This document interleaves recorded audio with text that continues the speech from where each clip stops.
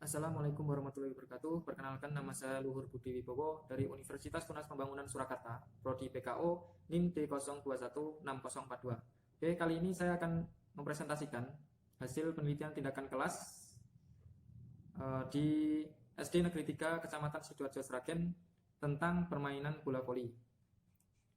Oke, untuk latar belakang dilaksanakannya penelitian ini yaitu pelaksanaan pendidikan jasmani dan olahraga merupakan sebuah investasi jangka panjang dalam upaya peningkatan mutu sumber daya manusia Indonesia. Hasil yang diharapkan itu akan dapat dicapai dalam waktu yang cukup lama. Oleh karena itu, pendidikan jasmani dan olahraga terus ditingkatkan dan dilakukan dengan kesabaran dan keikhlasan. Pendidikan jasmani dan olahraga merupakan salah satu jenis mata pelajaran yang diberikan kepada siswa dasar. Tujuan pendidikan jasmani dan olahraga di sekolah yaitu membantu siswa untuk meningkatkan kesegaran jasmani dan kesehatannya melalui pengenalan dan penanaman sikap positif serta kemampuan gerak siswa dan berbagai aktivitas jasmani agar dapat yang pertama tercapainya pertumbuhan dan perkembangan jasmani khususnya tinggi dan berat badan secara harmonis. Yang kedua, terbentuknya sikap dan perilaku seperti disiplin, kejujuran, kerjasama, serta mengikuti peraturan dan ketentuan yang berlaku. Yang ketiga, menyenangi aktivitas jasmani yang dapat dipakai untuk mengisi waktu luang serta kebiasaan hidup sehat. Yang keempat, tersalurnya hasrat untuk bergerak dan tercapainya gerakan yang benar. Dan yang kelima, meningkatkan kesehatan, kesegaran jasmani, dan keterampilan gerak dasar. Berdasarkan pengamatan terhadap pelaksanaan proses pembelajaran permainan bola voli di sekolah, untuk dapat mengetahui kekurangan proses pembelajaran secara rinci, penulis mengintrospeksi terhadap pembelajaran dengan merefleksi diri. Dan terdapat beberapa alasan dan kendala yang terjadi di dalam proses pembelajaran bola besar pada permainan bola voli bagi siswa kelas 4 SD Negeri 3 Kecamatan Sidoarjo, Kabupaten Sragen. Di antaranya, 1. Penerapan metode yang belum tepat. Kedua, belum tercapainya KKM. Yang ketiga, alat yang digunakan kurang memadai. Yang keempat, siswa takut dengan permainan bola besar, khususnya siswa putri. Yang kelima, adanya data yang diperoleh dari siswa berjumlah 34 siswa belum mencapai KKM 75 sebanyak 23 siswa, yaitu sama dengan 66,67%. Kompetensi yang diharapkan tercapai oleh pembelajaran permainan bola voli di sekolah dasar secara spesifik diwujudkan dalam bentuk indikator keberhasilan belajar sebagai berikut. Pertama, melambungkan dan menangkap bola sambil bergerak. Yang kedua, melempar dan menangkap bola sambil bergerak.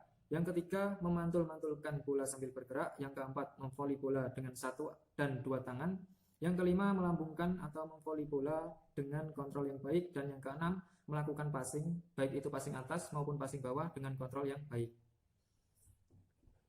Berdasarkan latar belakang masalah di atas, maka perumusan masalah dalam penelitian ini adalah dengan pendekatan bermain secara bergu dalam permainan bola voli dapat meningkatkan passing pada siswa kelas 4 SD Negeri 3. Tujuan dalam penelitian ini adalah untuk mengetahui dan meningkatkan hasil belajar passing bola voli melalui pendekatan bermain bergu pada siswa kelas 4 SD Negeri 3 Kecamatan Sidoarjo, Kabupaten Sragen tahun pelajaran 2020-2021. Penelitian ini sebagai informasi kepada pihak-pihak yang berkepentingan dalam usaha untuk mengetahui dan meningkatkan hasil belajar passing bola voli melalui pendekatan permainan bergu pada siswa kelas 4 SD Negeri 3 Kecamatan Sidoarjo, Kabupaten Sragen tahun pelajaran 2020-2021. Berdasarkan latar belakang masalah di atas, maka penulis mencoba mencari sumber pemecahan masalah dalam penelitian ini dengan metode pendekatan pembelajaran yang disesuaikan dengan karakteristik dan tingkat perkembangan siswa, yaitu meningkatkan hasil belajar passing bola voli melalui pendekatan bermain bergu pada siswa kelas 4 SD Negeri 3 Kecamatan Sidoarjo, Kabupaten Sragen tahun 2020-2021. Kemudian untuk pengertian pendidikan jasmani. Pendidikan jasmani merupakan pendidikan yang dilakukan melalui aktivitas fisik sebagai media utama untuk mencapai tujuan.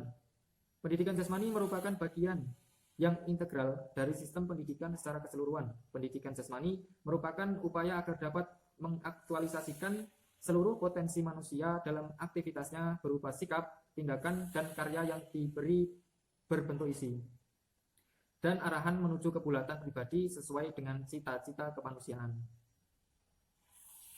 Peran pendidikan jasmani adalah sangat penting, yakni memberikan kesempatan kepada siswa untuk terlibat langsung dalam aneka pengalaman belajar melalui aktivitas jasmani, bermain, dan aktivitas olahraga yang dilakukan secara sistematis. Pembekalan pengalaman belajar itu diarahkan untuk membina sekaligus membentuk gaya hidup sehat dan aktif sepanjang hayat. Tujuan pendidikan jasmani yaitu memberikan kesempatan kepada siswa untuk mempelajari berbagai kegiatan yang membina sekaligus mengembangkan potensi anak, baik aspek fisik, mental, sosial, dan emosional. Selain itu, tujuan pendidikan jasmani adalah sebagai berikut. Yang pertama, meletakkan landasan karakter moral yang kuat melalui internalisasi nilai dalam pendidikan jasmani. Yang kedua, membangun landasan kepribadian yang kuat, sikap cinta damai, sikap sosial, dan toleransi dalam konteks kemajemukan budaya, etnis, dan agama. Yang ketiga, mengembangkan sikap positif, jujur, disiplin, bertanggung jawab, kerjasama, percaya diri, dan demokratis melalui aktivitas jasmani, permainan, dan olahraga. Kemudian, strategi belajar mengajar. Ada 4 strategi dasar dalam belajar mengajar yang meliputi hal-hal berikut. Yang pertama, mengidentifikasikan serta menetapkan spesifikasi dan kualifikasi perubahan tingkah laku dan kepribadian anak didik sebagaimana yang diharapkan. Yang kedua, memilih sistem pendekatan belajar mengajar berdasarkan aspirasi dan pandangan hidup masyarakat. Yang ketiga, memilih dan menetapkan prosedur, metode, dan teknik belajar mengajar yang dianggap paling tepat dan efektif, sehingga dapat dijadikan pegangan oleh guru dalam menunaikan kegiatan mengajarnya. Dan yang keempat, menetapkan norma-norma dan batas minimal keberhasilan atau kriteria serta standar keberhasilan sehingga dapat dijadikan pedoman oleh guru dalam melakukan evaluasi hasil kegiatan belajar mengajar. Yang selanjutnya akan dijadikan umpan balik buat penyempurnaan sistem instruksional yang bersangkutan secara keseluruhan.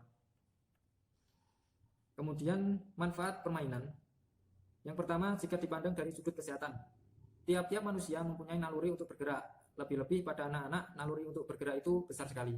Gerakan itu sangat berguna untuk fungsi-fungsi rohani dan jasmani. Bergerak adalah sama pentingnya dengan makan, minum, dan tidur. Melarang anak bergerak berarti merintangi pertumbuhan rohani dan jasmaninya. Yang kedua, jika dipandang dari sudut pendidikan, ahli-ahli pendidikan seperti Goodwood, Montessori, dan Froebel menganjurkan supaya permainan itu menjadi alat pendidikan yang utama untuk menuntun pertumbuhan jasmani dan rohani.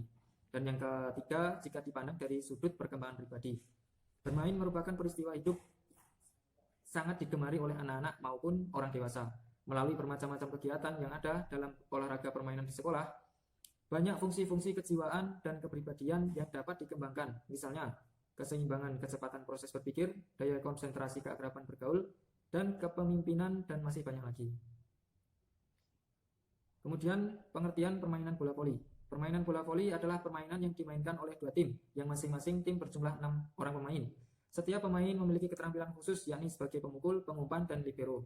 Permainan bola voli dimainkan menggunakan satu bola yang dipatulkan dari satu pemain ke pemain yang lain dengan cara passing yang diakhiri dengan smash pada tim lawan. Dan untuk kedua tim dipisahkan oleh net dengan ketinggian tertentu. Kemudian untuk peraturan bola voli, yang pertama, setiap memenangkan satu rally memperoleh 1 angka. Apabila regu penerima memenangkan rally akan memperoleh 1 angka dan mendapatkan giliran servis. Kedua, pelatih boleh memberikan instruksi kepada pemain di dalam lapangan walaupun bola dalam permainan, sambil berdiri ataupun berjalan di daerah bebas di depan bangku cadangan sampai daerah pemanasan dengan tidak mengganggu jalannya pertandingan. Kemudian dalam kedudukan set 2 sama, maka set penentuan yaitu di set ke-5 dimainkan hingga angka 15 dengan selisih minimal 2 angka. Contohnya 16, 14, 18, 16, dan seterusnya.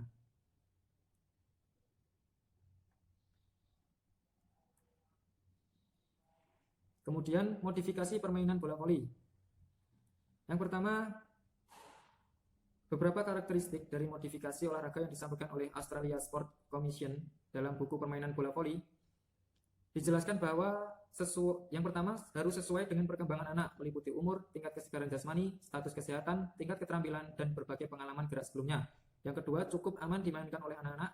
Yang ketiga, memiliki aspek alternatif, bukan sesuatu yang sifatnya mutlak, seperti ukuran berat, bentuk alat, ukuran lapangan yang digunakan, durasi permainan, posisi pemain, dan peraturan permainan. Yang keempat, cukup relevan dan tepat untuk anak. Kemudian permainan voli bergu. Yang pertama untuk kegiatan pendahuluan dilakukan selama 25 menit. Yang kedua kegiatan inti selama 70 menit. Dan kegiatan penutup dilakukan selama 15 menit. Untuk subjek penelitian ini adalah siswa kelas 4 SDN Negeri 3 Kecamatan Sidoarjo, Kabupaten Sragen, tahun pelajaran 2020-2021 dijadikan subjek penelitian. Jumlah subjek dalam penelitian yaitu sebanyak 34 anak. Secara umum bila ditinjau dari sosial budaya dan ekonomi masyarakat, peserta didik tergolong cukup perhatiannya terhadap pendidikan dan ini salah satu pendorong terhadap peningkatan kualitas pendidikan SDN Negeri 3 Kecamatan Sidoarjo, Kabupaten Sragen. Untuk objek penelitian ini adalah penggunaan metode pendekatan bermain regu untuk meningkatkan hasil belajar passing bola voli pada siswa kelas 4 SD Negeri 3 Kecamatan Sidoarjo, Kabupaten Sragen, tahun pelajaran 2020-2021. Untuk waktu penelitian ini dilaksanakan di SD Negeri 3 Kecamatan Sidoarjo, Kabupaten Sragen pada bulan April tahun 2020. Untuk lokasi penelitian dilakukan di SD Negeri 3 Kecamatan Sidoarjo, Kabupaten Sragen. Kemudian untuk teknik pengumpulan data yang diperlukan dalam penelitian tindakan kelas berupa catatan hasil pengamatan untuk mengumpulkan semua data yang diperlakukan melalui tes untuk kerja siswa. Sedangkan alat pengumpulan data yang digunakan penelitian sebagai berikut. Yang pertama, tes praktik, dan yang kedua, evaluasi. Prosedur penelitian. Langkah-langkah dalam siklus penelitian tindakan kelas ini terdiri atas 4 komponen, yaitu rencana, yang kedua tindakan, dan yang ketiga observasi, dan yang keempat refleksi.